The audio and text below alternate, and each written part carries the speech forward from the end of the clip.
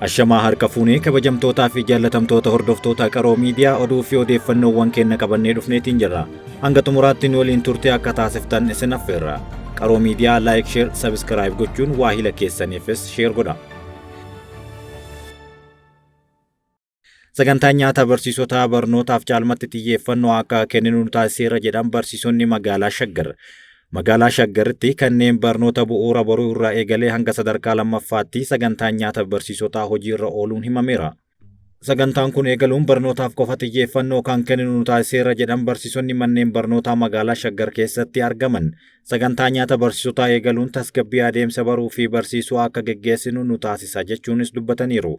Hariiroon barattootaa fi hawaasa mana barumsaa waliin qabnu caalmatti cimsineerra jedhan barsiisaan mana barumsaa bu'uura baruu Kusaayee fi Anfoo sadarkaa tokkoffaa. Sagantichi barsiisonni barnoota irratti qofa akka xiyyeeffatan taasisuun qulqullina barnootaa mirkaneessuu keessatti qooda olaanaa bahataa waan jiruuf itti gammanneerra jedhan. Sagantichi caalmatti babal'achuu fi jajjabeeffamuu akka qabus dhaamaniiru. Sagantaa nyaata barattootaa fi barsiisotaa dabalatee meeshaalee barnootaa fi galteewwan biroo guutuun barattoonni yaaddoo malee barnoota isaanii akka hordofan taasifamaa jiraachuus himaniiru. Kunis qulqullina barnootaa mirkaneessuu keessatti gahee olaanaa akka qabu dubbatanii qulqullina barnootaa mirkaneessuun dhaloota dorgomaa fi ce'umsa qabu akkasumas ga'umsa horachuuf inisheetiiwwan adda addaa hojiirra oolaa jiraachuu itti gaafatamaa waajjira barnootaa bulchiinsa magaalaa Shaggar obbo Fira Kiyyaa Kaasahuun dubbataniiru. Inisheetiiwwan hojiirra oolaa jiran keessaa sagantaa nyaata barattootaa fi barsiisotaa keessa isa tokko ta'uu himuun yeroo ammaa magaalichatti manneen barnootaa 268 keessatti barattoonni 100,100 fi 51,900 fayyadamoo sagantaa nyaataa ta'uu eeraniiru. Manneen barnootaa bu'uura baruu hanga sadarkaa lammaffaatti jiran hunda keessatti barsiisonni 5,287 nyaanni dhiyaachaa jiraachuu obbo Fira Kiyyaan dabalanii himaniiru. Sagantaan kun tarkaanfii haaraa mootummaan qulqullina barnootaa mirkaneessuuf fudhateera jedhan. Kaayyoon sagantaa nyaata barsiisotaa inni guddaan qulqullina barnootaatii jijjiirama fiduu ta'uun ibsaniiru. Sagantaan nyaata barsiisotaa fi gaafii faayidaa jireenya barsiisotaa jijjiiruun wal qabatu kana qofaa miti jedhan. Inisheetiiviiwwan adda addaa nyaata madaalawaa manneen barnootaa tokko tokko keessatti eegaluunis himaniiru. Sagantaan nyaata manneen barnootaa kun carraa hojii bal'aa walitti hidhamiinsa gabaa uumuu obbo Fira Kiyyaan dubbataniiru. Manneen barnootaa keessatti nyaata barsiisotaaf dhiyeessuun biyyoota adda addaa keessatti hojiirra oolaa kan ture ta'us qorannoowwan adda addaa ifa godhaniiru. Oromiyaatti uwwisaa humna elektirikaa waliin gahuuf hojjetamaa jiraachuun himame. Kutaalee hawaasaa sarara elektirikaa fagaatanii argaman filannoowwan adda addaa maddoota garagaraatti fayyadamuun uwwisa humnaa waliin gahuuf hojjetamaa jiraachuu biiroon bishaanii fi enerjii Oromiyaa beeksise. Kanaanis abbootii warraa miiliyoona 1.3 ol fayyadamoo taasisuun danda'amuu himaniiru. Yeroo ammaa uwwisni dhiheenyaa humna naannichaa 49.8 qaqqabuu biiroon bishaanii fi enerjii Oromiyaatti Daayirektarri misoomaa qabeenya enerjii obbo Tasfaayee Sooressaan himaniiru. Maddoota anniisaa soolarii, baayoogaazii fi kanneen biroo babal'isuun kutaalee hawaasaa kanneen fayyadamoo humnaa taasisaa jiraachuu obbo Tasfaayeen himaniiru. Dhaabbanni siivilii kaardii uggurri irraa kaafamee guyyoota muraasa booda deebi'ee uggurame. Giddugala dagaaginaa fi mirga dimokiraasii kan ta'e kaardii uggura abbaa taayitaa dhaabbilee hawaasaa siivilii irratti kaa'amee ture erga kaafamee guyyoota muraasa booda irra deebiin uggurameera. Bakka bu'aan dhaabbata giddugala dagaagina mirgootaa fi dimokiraasii akka jedhanitti dhaabbatichi kaleessa muddee 17 xalayaa irra deebiin ugguramuu isaa ibsaniiru. Xalayichi sababa murtoo dhaabbatichaa irra deebiin ugguramuuf darbe yeroo ibsu akkaataa akeekkachiisa kanaan dura kennameefiin tarkaanfiiwwan sirreeffamaa hin fudhanne kan jedhudha. Maddi dhaabbatichaa kun himannaawwan abbaa taayitaa dhaabbilee siivilii dhiyeesse sirrii kan hin taanee fi haqa kan hin qabne jechuun ibseera. Dhaabbatichi erga uggurrii kanaan dura irraa kaafamee sochii idilee akka hin jalqabnee fi pirojektoota haaraa akka hin jalqabne hubachiiseera. Himannaan akkasii akkamitti mirkanaa'uu akka danda'u ifaa miti jechuun maddi kun dabaleera. Akeekkachiisni uggura kanaaf sababa ta'es himannaa ifa hin taanee fi ragaadhaan hin deeggaramne of keessaa qaba jechuun dubbate. Itti dabaluun murteen kun waan gama keenya jiru ibsuuf yookaan ittisuuf carraa hin qabne jechuun himaniiru. Baatii sadaasaa darbee giddugala dagaagina mirgootaa fi dimokiraasii kaard waldaa mirgoota namoomaa Itiyoophiyaa fi ogeessota seeraa mirgoota namoomaaf gochaalee dantaa biyyattii miidhan irratti hirmaataman jechuun ugguramanii turan. Dhaabbileen kunneen yeroodhaaf erga ugguramanii booda torbaan muraasa booda muddee 11 uggurri irraa kaafamuun ni yaadatama. Dhaabbilee idil-addunyaa mirga namoomaaf falman murtoo uggura kanaa qeeqaa turaniiru. Dhaabbanni mirga namoomaa idil-addunyaa The World Organization Against Torture kan jedhu murteen mootummaan dabarse kun dirree siivilii dhiphisa jechuun qeequun ni yaadatama.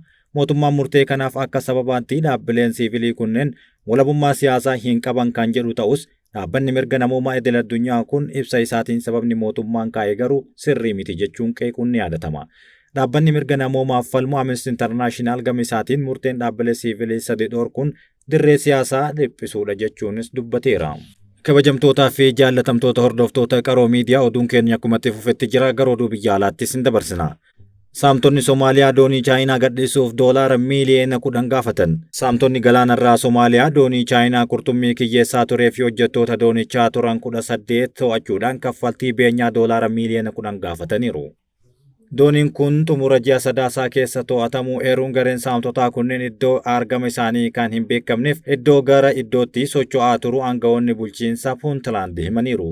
Miseensonni humna tikaa nageenya Somaaliyaa lama saamicha kana waliin hidhata qabaachuu malu jechuun shakkamaniiru.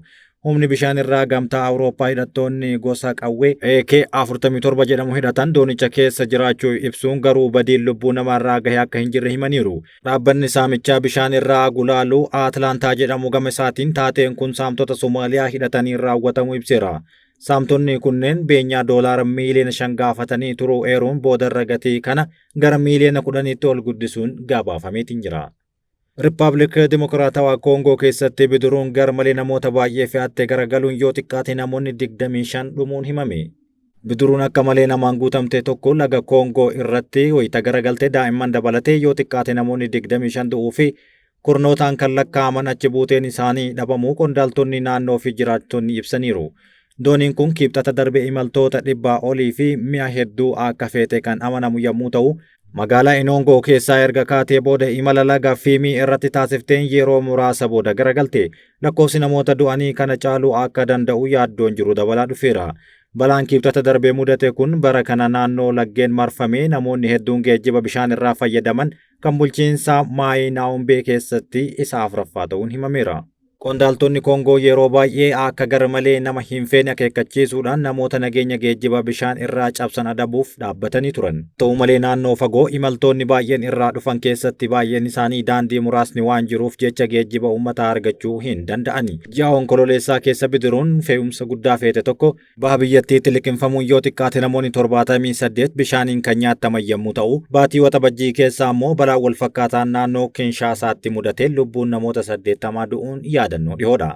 Yaaliin ajjeechaa Poop Firaansis irratti raawwatamuuf ture tumsa UK fashalaa'uun himame. Poop Firaansis kitaaba seenaa jireenya isaanii baasuuf jiran keessatti imala gara Iraaqitti taasisan irratti yaalii ajjeechaa karoorfame odeeffannoo basaasa Biriteen irraa argameen fashalaa'uun himame. Poop Firaansis bitootessaa bara 2021 Iraaq Bagdaad erga qubatanii booda sagantaa inni irratti argamuuf qophaa'aa ture irratti namoota haleellaa boombii raawwachuuf turan irratti xiyyeeffatamuun barreeffameera.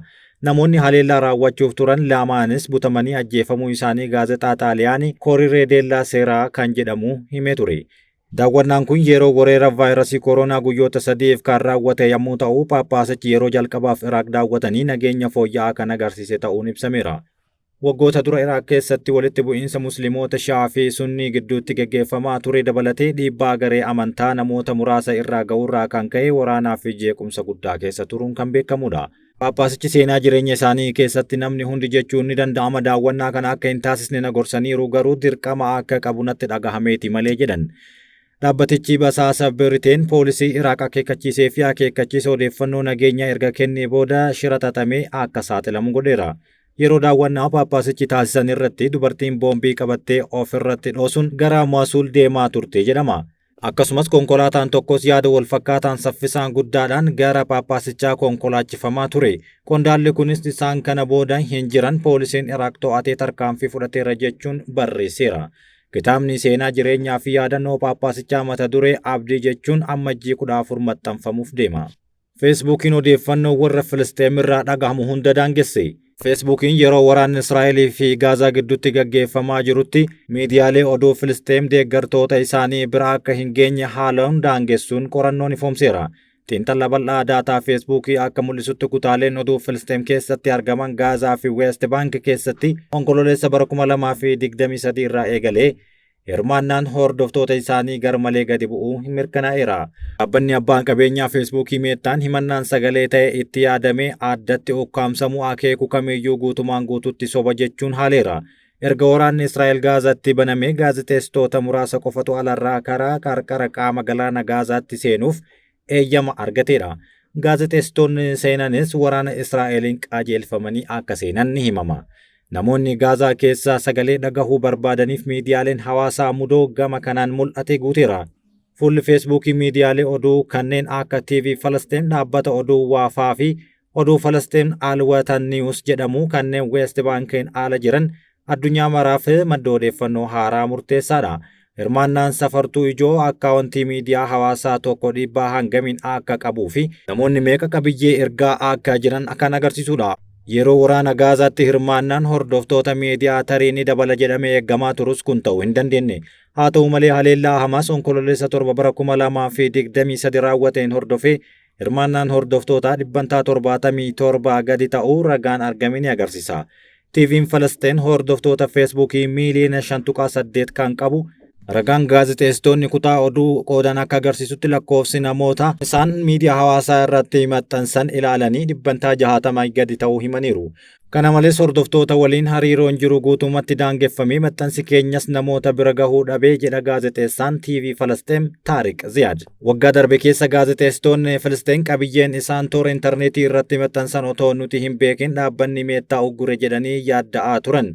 Kana jechuun namoonni meeqa akka ilaalan daangeffames ni beekama jechuun qeeqaniiru. Kana qorachuuf ammoo fuula Feesbuukii dhaabbilee oduu Israa'el 20 ta'an kanneen akka Yaadiyoot, Aharoonoot fi Israa'el Haynoon fa'aa akkasumas chaanaalee 13 jedhaman qabiyyee waraanaan wal qabatu maxxansaa turan garuu hirmaannaan hordoftoota isaanii 37 gadi ta'uu agarsiiseera.